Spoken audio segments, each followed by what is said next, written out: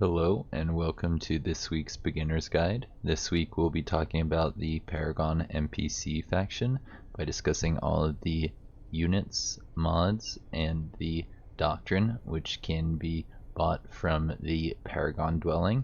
Next week I'm thinking I would like to talk about either efficient ways to produce units or a little bit about combat at sea. I think those two subjects sound interesting to me, but if there's anything else you'd like me to cover, why don't you let me know in the comments down below.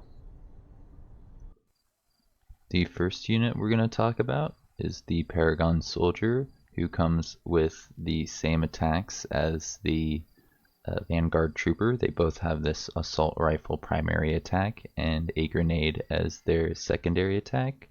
The soldier has 5 less HP and a couple different things down here, like he's mindless, he's integrated, and a cyborg.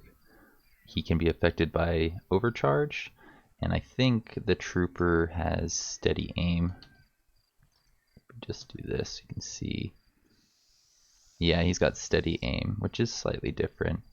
Once I overcharge this unit, he becomes a lot better than the trooper, but I think in a lot of ways he's worse than the trooper. When he gets to prime rank, he gets a little bit of range, and I think the trooper, we may have one over here. Yeah, here's a trooper.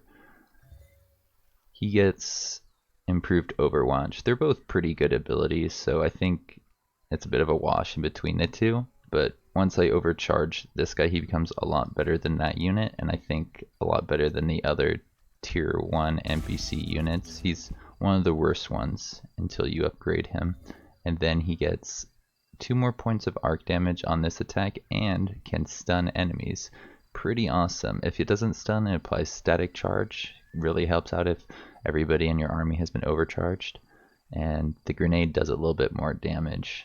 It's pretty useful when you combine this, when you use that the right situation, when you combine it with other units that are overcharged. On top of it, he gets a special ability which the other Paragon units don't get when they're overcharged. The unstable augments means that when he dies, he can blow up, damaging enemies and friendly units all around him. I think if you combine this with like the synthesis tech that resurrects the dead, then this unit becomes very fun to use. You can throw them into the enemy lines where they have some melee units and kind of bait some attacks and do lots of damage that way. The next unit we're going to talk about is the Paragon Guard, which is primarily a defensive unit. If you look over here, you can see that he comes with 2 armor and 2 shields, which is a lot for a tier 2 unit. When he reaches the prime rank, he gets firm, which I believe gives stagger resistance. We can check that up here. Yeah, it grants it a level of stagger resistance, which combined with some mods makes this a very nice melee unit. Not a lot of units come with stagger resistance. I know there are quite a few, but not all of them, so having that on this unit would be quite nice. When he's overcharged, he gets another level of stagger resistance, so you can combine the level up and the overcharge to make him very good at keeping melee overwatch up and holding enemies in place, especially given that all the defense that this dude gets.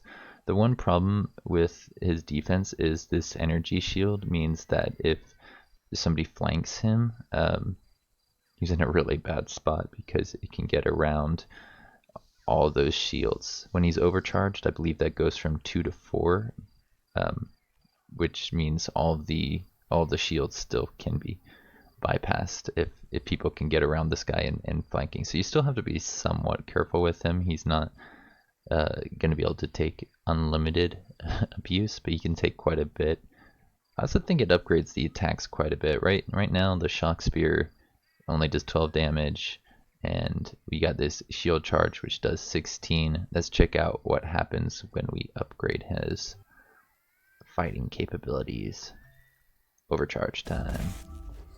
So now he's got a new ability. We've got Pulse Slam, which is an AoE for all adjacent units. Does 20 points of damage. That's quite a bit. This is been increased up to 20. Nice. This is a little bit better. 14 damage is better than 12. And when you're combining with other units that are using arc, that could turn out to be pretty useful. It's not a massive boost to its offensive capabilities. This guy gets more defensive type things like the stagger resistance and the extra 2 shields that you see up here. Yeah, it gives also fast movement, which I hadn't seen until just this second, which means I think he had 32 movement points. He can move a little bit further now. Don't want him getting staggered. If he gets staggered, then he's out of overcharge, so we definitely want to try and keep that up. The next unit we're going to talk about is the Paragon Fanatic, who is really a support unit. His whole role in a Paragon army is to overdrive the other units to get them to do lots of damage, which means once you get the Techno Prophet, which can overdrive all of the units, this unit becomes pretty obsolete. One of the nice things is he is pretty hard to hit when he takes defensive mode evasion, because that 50% harder to hit stacks with the targeting jammer is 25% harder to hit, and his prime ranks evasive, which I think gives 15%. So he is pretty hard to hit, but only comes with 35 HP and has a decent amount of defenses. 3 armor is actually quite tanky, but given how low this guy's HP is, I wouldn't really use him to draw fire.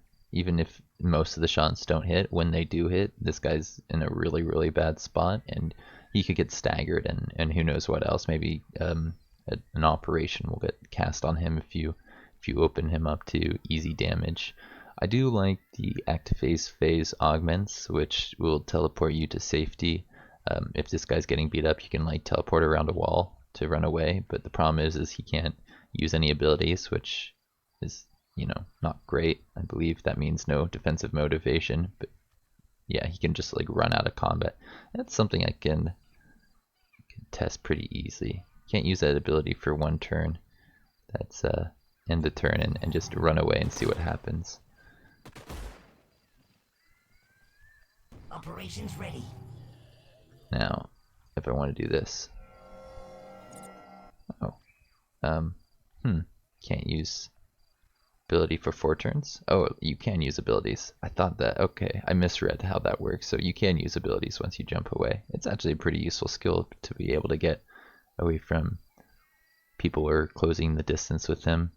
Yeah, given the fact that his primary attack only does 8 points of damage at a range of 5, you want to keep this guy pretty far back, pretty safe, and use him to support your other units. No need to bring more than 1 into any combat. The next unit we're going to talk about is the Paragon Heavy Soldier, who is pretty similar to the Vanguard Walker unit. I believe he deals 1 less point of damage on his heavy repeater, and has 1 more point of armor, as well as he's, I think, only a large target, whereas the other guy's a juggernaut, meaning he can just walk through things. Essentially, this guy can be upgraded to be slightly better at offense, but he's more of a defensive unit than the Walker unit. The Walker unit has, I think, different things that it's susceptible to, and I believe comes with Overwatch. This guy has to earn Overwatch, but the other guy does not. Let's just check all those little details really quickly. The Walker is here. And yeah, he only has 3 points of armor compared to the 4 the other guy had. He's Juggernaut, which means it slows us down when we destroy objects, but you can just like walk over certain things. He also is a large target, but this guy has a Juggernaut thing, whereas the other guy doesn't. There's arc weakness here and psionic resistance, which our guy does not have. But yeah, very, very similar. This guy's mechanical, and I think we're cyborg, so we're not quite the same. We're slightly different. There's some different labels down here, but yeah, they both have 60 hit points, 22 movement, so pretty similar overall. let's double check what happens when I overcharge this guy. I think his damage is going to go up by like 2 points, so you don't get as much value out of overcharging this unit as you would out of overcharging the lower tier ones. But you know, if you got a unit like this and you can just overcharge everybody, hey, might as well. It's still a pretty decent unit overall. So yeah, it didn't add any other modifiers other than now we can do a little bit more damage and stun the units, right? So we can do 2 more points of damage and we can stun people now. And this one does a little bit more damage and can stun people now. I forget what the walker gets when he upgrades, but it's not Overwatch. He starts with Overwatch. The next unit we're going to talk about is the Paragon Techno Prophet, which is very tanky with 2 armor and 6 shields. I believe he is the tankiest out of all of the tier 4 NPC units.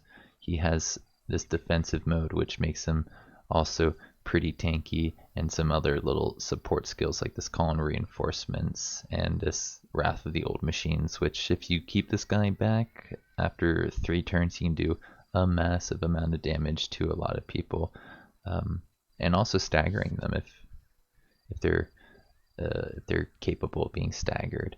I do like that this overdrive field affects all of the Paragon units that can be overdrived, so that that makes the Fanatic useless, and all of a sudden you can get more soldiers out there on the battlefield, or maybe you want some guards out there on the battlefield to protect your soldiers, because your soldiers have like no HP. I think they're kind of like the offensive unit, and you need things like the Techno Prophet and the guard to try and protect them. Not that this guy can't do a decent amount of damage. 14 arc damage is quite a bit of arc damage, and range 7 is pretty decent.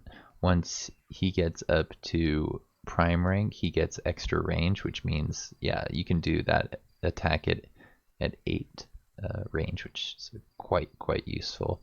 He can't be staggered. Pretty good if you want to be able to use your overdrive field, or maybe this, the Wrath of the Old Machines and the call and reinforcements. This has a cooldown of 6, so I could see this unit allowing you to win some really big battles that you didn't think that you would by just calling in reinforcements. I believe it is random, so you might get a guard, you might get a trooper, you might even get a fanatic, I think, which would be kind of awful, but you could probably work with it. I'm trying to think if there's anything else I wanted to show you before we look at the Wrath of the Old Machines. So, overdrive field, that would affect everybody here. Is it a free action? No, it's a full action. Let's call it a random unit then. Looks like we got a guard. That was the one I got last time, so I'm starting to think, is this random or am I crazy? Unit destroyed. So we're going to take a quick look at this attack. It says it would do 16 points of damage to him right in the middle. If I go off to the side, that's 11. If I go over to the side even more, that's 5. So it looks like it drops by 5 and then 6 the further you are away. But that's a pretty awesome skill. Look at that range. Look how far away he can reach. It's insane, actually. When you think about it, 12 range? Come on. A couple of these units in the back row will be able to decimate some forces before they even have a chance to heal or retaliate. I guess if you give them 3 turns, then they're going to have time to kind of position themselves, but I could see this being incredibly useful in certain sieges. And yeah, this just shows off how this will affect all of my guys. This guy that we just summoned in, this guy, and this guy over here. Pretty good unit.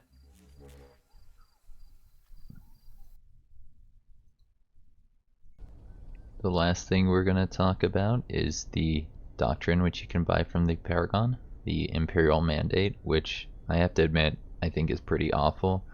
I know when I was covering the Sci-Fish, I thought that the doctrine was useless because it only gave you a tiny boost to happiness, but this one, I have to say, I think is the worst one. I can't see the other ones being worse than this, because you have to be evil to get any benefit out of it.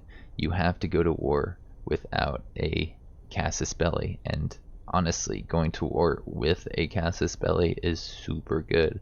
I went to war with one in this game, and it's allowed me to get my popular support up to 400, reducing upkeep, increasing morale, which is more crit chance, and getting more colony happiness, which basically means more production every X amount of turns. So I honestly don't know why you would spend influence on this. I think this needs to get changed. I hope they do change it to be something more useful, or something that synergizes with the playstyle of the Paragon. But yeah, I would never in a million years buy this.